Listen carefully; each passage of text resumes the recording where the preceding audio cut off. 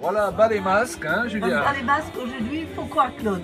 Eh bien, aujourd'hui, on veut vous parler de la nouvelle créature que nous sommes devenus en Jésus-Christ. Oh, et celle-ci, il ne faut pas qu'elle soit cachée, il ne faut pas qu'elle Non. soit masquée. Non. Elle est appelée à s'exprimer dans ce monde et à libérer l'autorité que Dieu lui a confiée.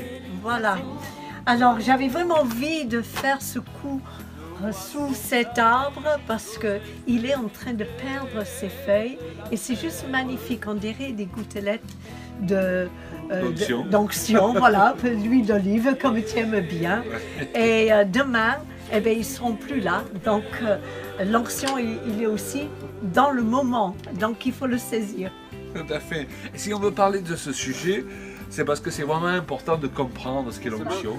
Si nous partons du principe qu'on va se revêtir de notre propre justice, eh bien cette cuirasse-là, c'est une passoire.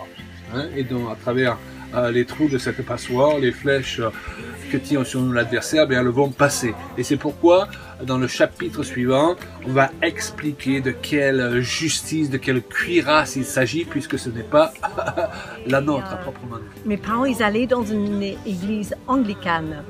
Et c'était le moment où les jeunes gens, ils faisaient leur engagement dans l'église et on appelait ça la confirmation.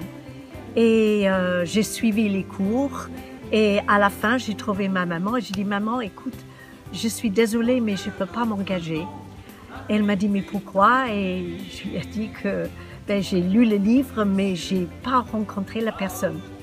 En faisant illusion de Jésus. J'avais pas le sentiment d'un... Et parmi les ennemis que nous sommes amenés à affronter, l'un d'eux est particulièrement meurtrier, si je peux dire, c'est l'ennemi de la peur. Certaines de ces peurs, elles datent d'avant notre conversion, d'autres sont venues après.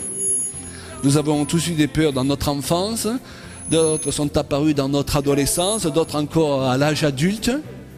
Et d'autres sont survenus malheureusement suite aux expériences douloureuses qu'on a pu avoir dans l'église.